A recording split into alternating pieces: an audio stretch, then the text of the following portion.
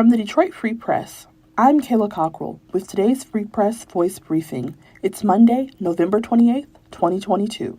The flood of children sick with respiratory syncytial virus, better known as RSV, along with patients who have influenza and COVID-19, have led to 2 Michigan hospitals filing emergency appeals to state regulators to expand hospital bed capacity. Corewell Health Children's Hospital submitted an emergency certificate of need request with the Michigan Department of Health and Human Services late last week, asking to add 48 beds to its Grand Rapids Hospital and designate 117 beds as intensive care.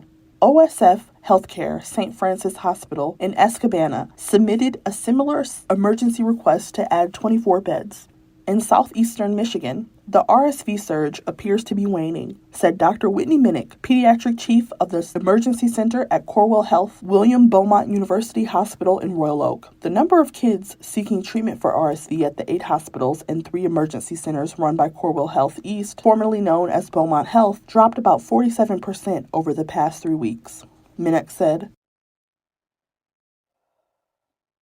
a Muslim group and the city of Troy have reached a settlement to resolve the Muslims' 4-year legal battle to open a mosque, the two sides announced Tuesday. They issued a joint news release after the Troy City Council voted Monday night to accept the deal. Both sides say they are happy to put the legal struggle behind them, saying they now seek friendly ties. What wasn't revealed, however, was exactly what number ended the last big dispute in this contentious saga. That number, just how much Troy taxpayers must shell out. Although the amount is being kept secret by both sides, the Free Press learned the approximate amount. It's a payout far lower than the $1.9 million that the Muslims sought in federal court. It's also far lower than the $1.7 million that Muslims, represented by the same nonprofit Islamic group, obtained from Pittsfield Township in a similar case several years ago. And it's considerably less than the $1.5 million extracted in a mosque settlement from Sterling Heights, according to previous news report.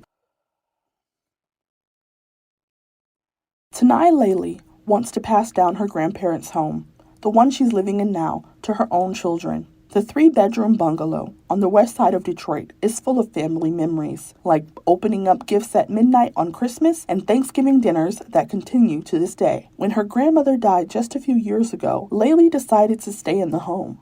But after losing her job in 2014, Laley fell behind on the home's property taxes. In 2020, when she tried to apply for programs to help with home repairs and paying off property back taxes, she realized that the house needed to be in her name. The fact that the house is still in Laley's grandfather's name disqualifies her from most of those programs. The home in the probate process and the title have not been transferred yet to Laley. Laley, a single mom of 3, doesn't want to lose her home. Rent prices are high right now, she said. It's unclear how many Detroiters are living in homes involved in what some call tangled titles. It's an issue that foreclosure prevention experts that focus on the city often come across. They say that there needs to be more education on how to navigate the process. Title problems can prevent people from getting into assistance programs that help to pay for their home repairs or pay back property taxes. When a little doesn't transfer within a family, it can be a barrier for families building generational wealth through their homes.